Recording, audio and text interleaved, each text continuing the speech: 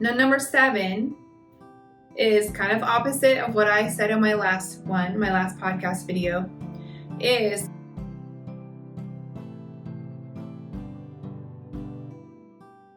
Hi, my name is Christine Siddons, and welcome to the One Tough Mama podcast. I am so glad that you're here.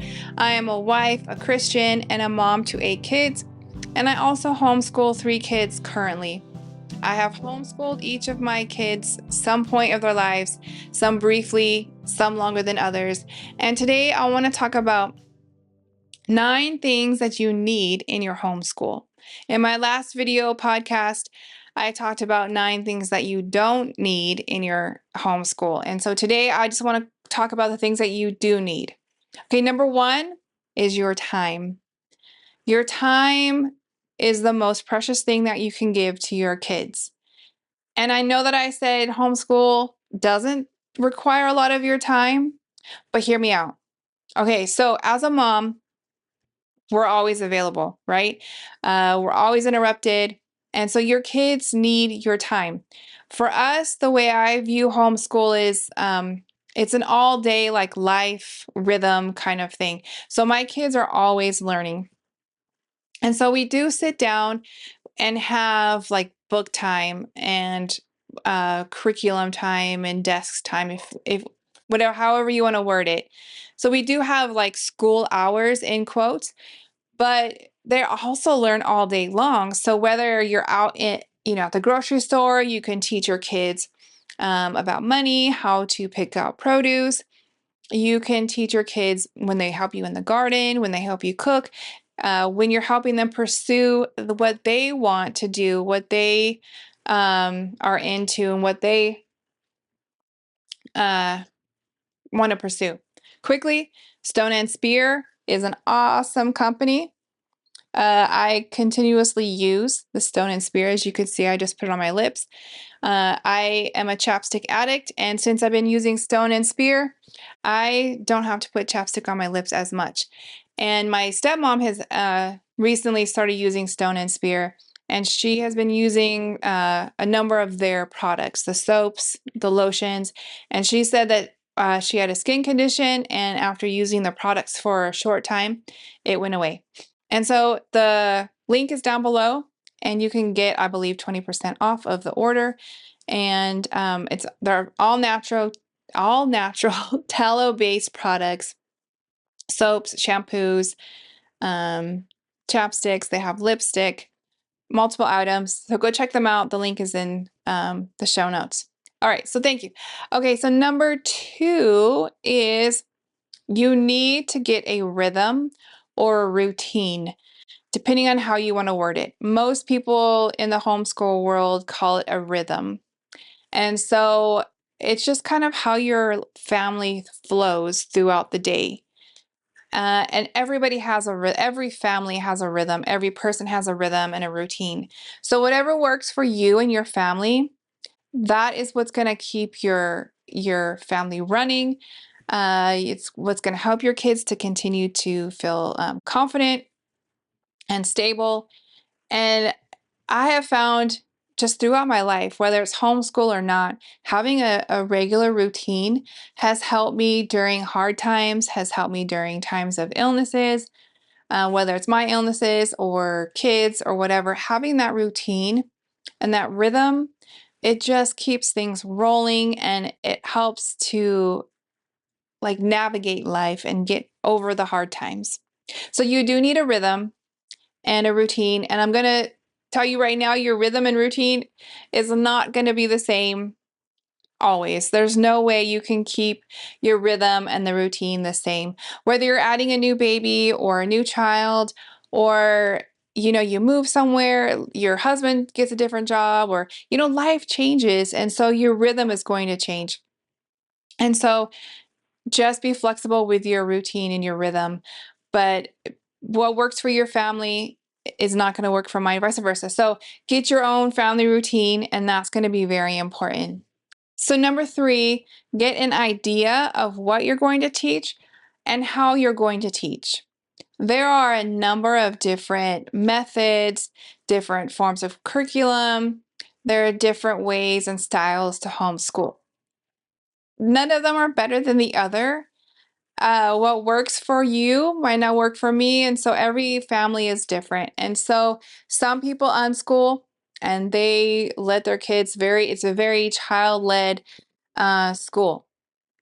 Some people are very rigid about curriculum and what they want to achieve, and that's great. And then there's all in between.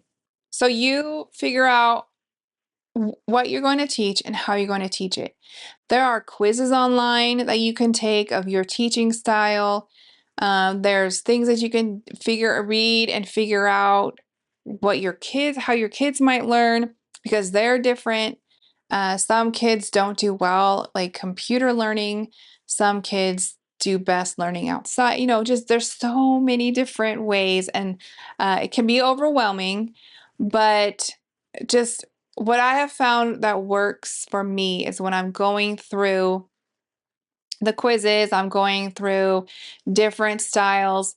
Does that feel right? And how could I implement that into our homeschool? And does that kind of fit with our children's personality? And I'm much more relaxed now than I was when I first started out. And honestly, because I've learned that kids just learn so much through play and their own imagination. And I'm a very busy mom, and so it just alleviates a lot. And my kids actually have learned a lot just on their own. Okay, number 4 is to be flexible. And that can be a hard one just in life in general, not even with homeschool. Um, so by being flexible, I mean you may have figured out number 3. And I'm going to teach this curriculum, this style, this way, Charlotte Mason, or it doesn't matter, whatever style teaching you have chosen. And you sit down, you've bought your curriculum, and you start to really struggle. Your kids are struggling, and things aren't working. You might have to switch things up a little bit, or you might have to dive a little bit deeper into that method and learn a little bit more. You might have to do some research on different learning styles for your child. And every kid learns different, so you can't just carte blanche your school, is what I found out. And then be flexible. Some days, like when we have revival weeks, sometimes we sleep in a little bit more. Um, I homeschool all year round so that I have that flex time in. So that way I don't have to feel so obligated to finish everything and to get everything done. So like if we want to go on vacation, we can go on vacation and not have to worry about, oh my gosh, I just missed so many days, and appointments, if you have kids with special needs or just regular appointments, you can flex. And everybody is different. Some moms work and they are able to be flexible of their hours and when they homeschool their kid and when they work. And so be flexible, because 1 year might not look like the next year. Again, like I said, whether you're adding a new child or another child leaves or life circumstances happen. And so just be flexible. And if you're flexible, then your mind, your homeschool journey will be a lot easier. Okay, number 5 that you need to do is have fun. This is something that I am working on and something that I have learned to really implement into our daily routine. Again, when I first started out, I really was chained to the idea of doing school at home. And I have to finish this book. I have to finish this curriculum by the end of the 180 days. I have to, right? And so it really took a lot of the fun out of the journey, the homeschool. And back to being flexible really quick. So some days your kids are just not gonna feel like doing school, whether they're tired, whether they're just having a bad day. Those days, or I'm having a bad day, those days are those days you need to be flexible. Like, hey, okay, everybody's gonna get grouchy, and instead of pushing it through and fighting that fight, we go for a walk or we just change something up. Like, let's just do a field trip or something like that. So being flexible with your kids' emotions and your emotions and how things are running that day, how they're feeling. And to me, the going back to having fun and being flexible kind of go hand in hand, because really one of the best things about homeschool is that relationship that you get with your kids, that relationship that you get to build. And so you're with your kids basically all the time, all day, and you really get to know each other. You really get to know their idiosyncrasies. They get to know yours. And so you'll know when it's an off day, and be flexible and have fun, even if it's just okay, have fun. And instead of doing the books, play a game. Or instead of, doing the books, like I said, just go for a drive, go for a walk, get out of the house. And sometimes just even talking in a funny voice or changing your voice or just making it different can make it fun. Changing things around. If you notice, like in public school, the teachers would change their schoolrooms. Just keep things fun, and fun for your family is, different from, each family has their own version of fun. So keep things fun for your family. Okay, now number 6 is um, create an environment for learning. So again, in my other video, the things you don't necessarily need curriculum. So you're going to create an environment for learning, whether you have curriculum or you don't use curriculum. So you have books out all the time, like maybe not out in the open, but you have bookshelves, you have educational games, you just create this atmosphere that learning is good. And I love to learn. And I find that when the parent likes to learn and we talk about what we're learning, then it encourages the kids to be learners too. So I always wanted my kids to be learners. When I first started out, even before started homeschooling, so my oldest daughter was very good in school. She was the type of ideal student, the type that can fit into the box. So she'd read the story or whatever it was, the passage, and she'd answer the questions. And she'd get it right. But when she closed the book, a lot of times the information was gone. So I wanted her to not just do good in school, I wanted her to be able to learn. And so I encourage my kids to look things up in the dictionary, in encyclopedias, ask questions. We talk about things. I engage them like, well, what do you think about it? What do you think this word means? What do you think? That kind of thing. So just create an environment for learning. Now, number 7 is kind of opposite of what I said in my last podcast video, is curriculum.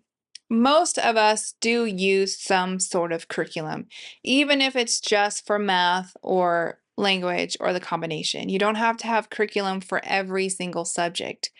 So generally get a curriculum unless you have a good grasp on unschooling.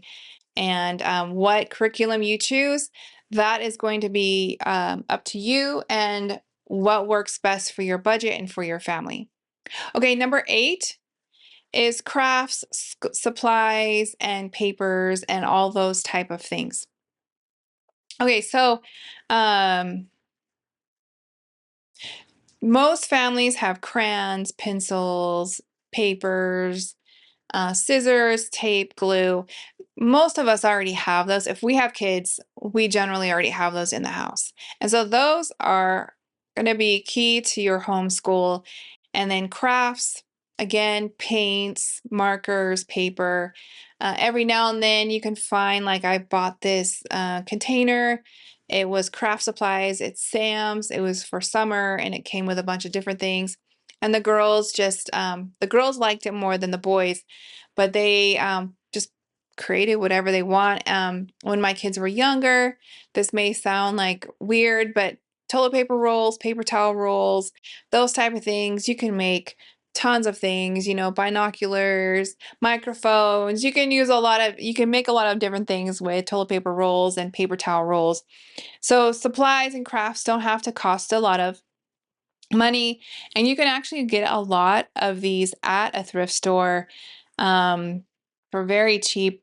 There's always papers, always scissors, bags of pencils and things like that. And then of course, school, beginning of school at Walmart and the big box stores and everything sells school supplies. And so just get you some, which you probably already have. Okay, number 9, I want to talk about games. So educational games are, to me, a highlight of our school. So I'm going to show you a few of them just to give you an idea of some of our favorites. So we have matching games, and I have a few of them. I just picked a couple of samples of what we have. So I have a section in my schoolroom that is just educational games. And so this one is matching, and you match the male and the female. And then inside of it is a sheet or a booklet, depending on the game. And it tells you about the bird or the tree or the animal print or whatever the game is about. And so you can learn about like for this, you can learn about the birds. This is Match a Pair of Birds, a memory game, illustrated by Christine Berry. I'm not really sure. I think I got this on Amazon. I'll hold it up again. So if I can hold it up right, I'll hold it up again so you guys can see. And probably on Amazon is where I got that. And then Professor Noggins is another one of our favorites.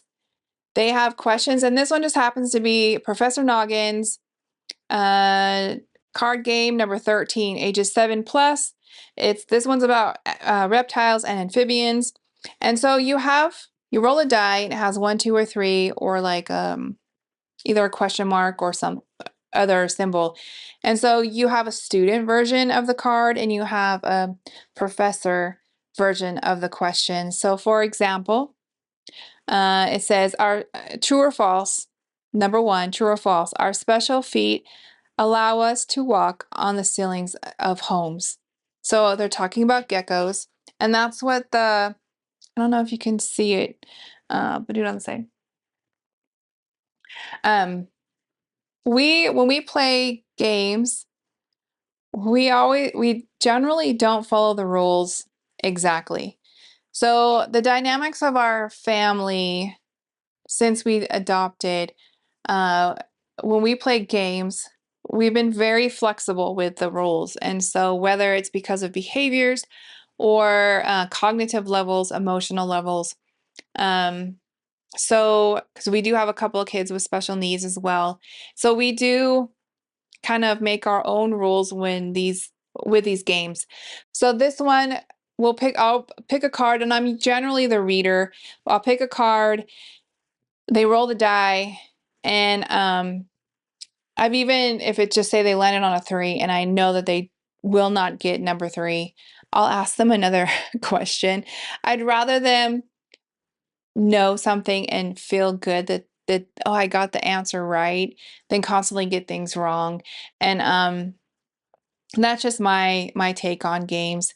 And with our son with special needs, we make the rules even more flexible.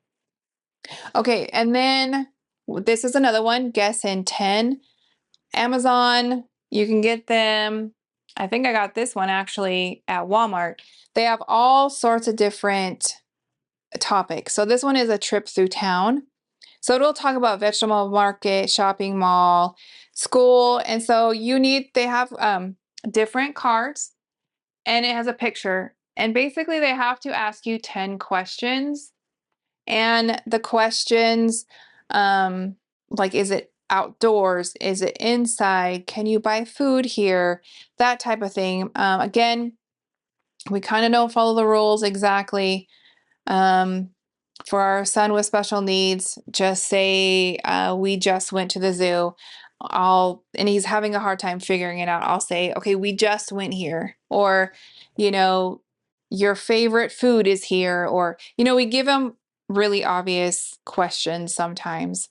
But these guess and tens are really fun and educational. And honestly, we play the educational games more as a family than our just game boards, board games, I should say. And this one is for 2 to 6 players, ages 5 and up. They do also have a guess and 10 juniors that is for younger kids. We also have bingo. So the same company that does the matching does the bingo. It's Lawrence King. You can kind of see in the bottom there, Lawrence King. This one is an ocean bingo.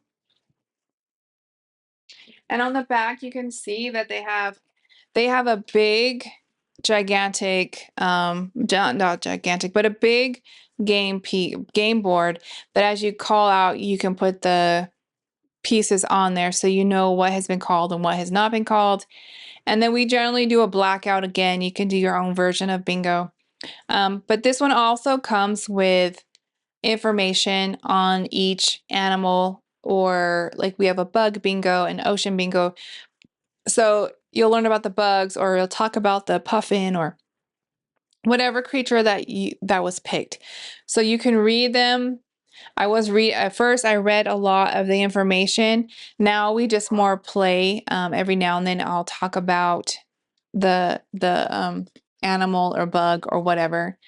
And so we have that. We have like Connect Fours, memory chess. We have a money game. We have like I think that's called Splat. You know those games that have the bug with a sight word on it with a fly swatter, and somebody calls out the word and you find it and swat it. We have different games. A couple of our curriculums have come with games, and really just it's engaging your kid and asking them questions and trying to problem solve. And some days when I'm tired of, like, some days I get tired of teaching, to be honest with you. And so I'm like, okay, we're going to have a game day. I mean, honestly, in public school, they have in-service days, they have free days, so you can have them in homeschool too. But games are, to me, an essential for homeschool. You don't have to have them, but I think it's a fun way to get kids involved in learning. Okay, so I know I said there was 9 things that you have to have in your homeschool, but I'm going to give you a bonus. So the number 10 to me is just as important as number 1, which number 1 is your time, right? The kids need you, they need your time, and that's to me number 1. And the second most important thing that you need in your homeschool are books. So I have a whole stash of books, but honestly, you don't need to buy books when you have a library. Okay, so you can go to the library and get books.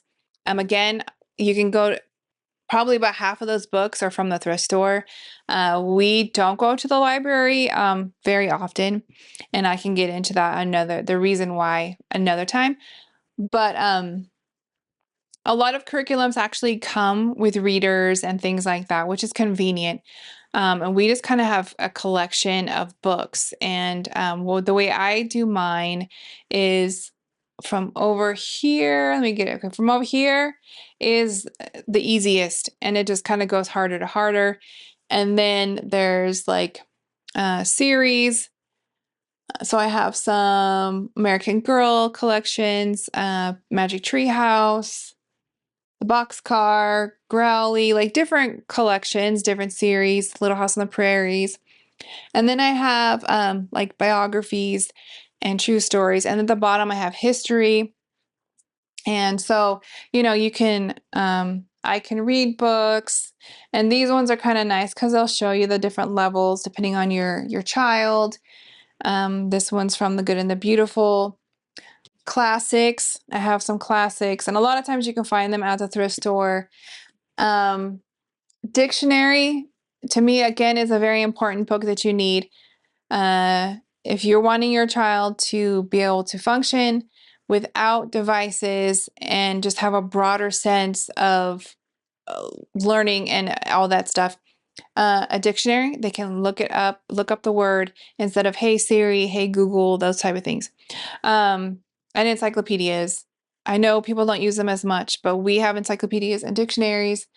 And then also to add to the books, and this kind of just sums up, gives you ideas, is Jenny Urich's 1000 Hours Outside.